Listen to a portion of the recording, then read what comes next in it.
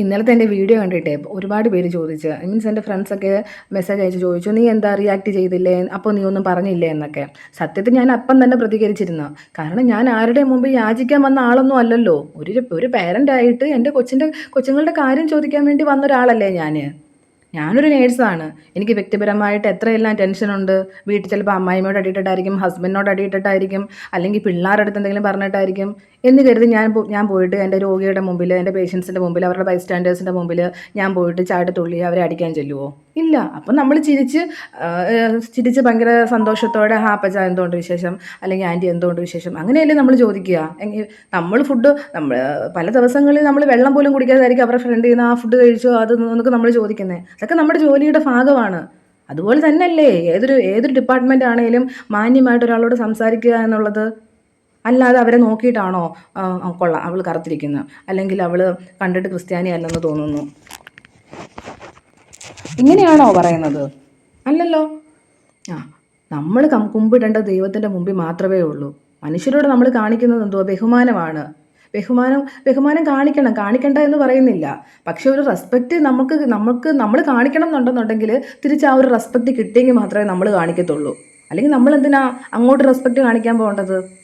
അപ്പോൾ പുള്ളിക്കാരെ സംബന്ധിച്ചിടത്തോളം പുള്ളിക്കാരി ഇട്ടേക്കുന്ന ഡ്രസ്സിനെയാണ് നമ്മൾ റെസ്പെക്റ്റ് ചെയ്യുന്നത്. ദൈവത്തിൻ്റെ റെപ്രസെൻറ്റേറ്റീവ്സ് ആണ് എന്നുള്ളൊരു റെസ്പെക്റ്റ് നമ്മുടെ ഉള്ളിലുണ്ട്. അത് അവരുടെ ഡ്രസ്സിനോട് അവർക്ക് റെസ്പെക്റ്റ് ഇല്ലെന്നുണ്ടെങ്കിൽ നമുക്ക് അവരോട് റെസ്പെക്റ്റ് കാണിക്കേണ്ട ആവശ്യമുണ്ടോ?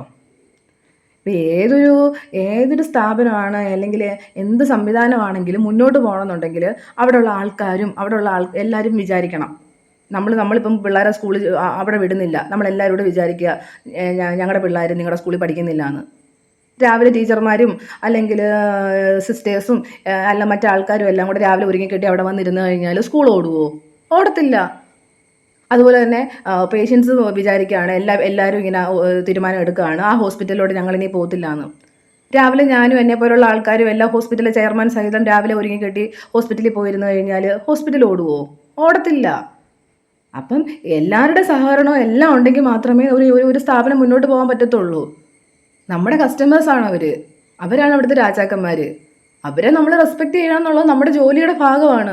അല്ലാതെ ഇത് എൻ്റെ സ്ഥലമാണ്, ഇത് എൻ്റെ സ്ഥാപനമാണ്, എനിക്ക് എന്ത് വേണമെങ്കിലും ആകാം എന്ന് കരുതി ചിന്തിച്ചുകൊണ്ടിരുന്ന അവിടെ ഇരിക്കത്തതേ ഉള്ളൂ. ഈ വന്ന കാലത്ത് എങ്ങും സ്കൂളും ഇല്ലാതെയില്ല, ഹോസ്പിറ്റലുകളും ഇല്ലാതെയില്ല. സത്യമല്ലേ ഞാനീ പറയുന്നത്? നിങ്ങളൊക്കെ ഇങ്ങനെയൊക്കെ തന്നെയാണോ? നിങ്ങളൊക്കെ ഇത് കേട്ടിട്ട് ഇങ്ങനെ മിണ്ടാതിരിക്കുമോ? അങ്ങനെ മിണ്ടാതിരിക്കേണ്ട ആവശ്യമില്ലല്ലോ.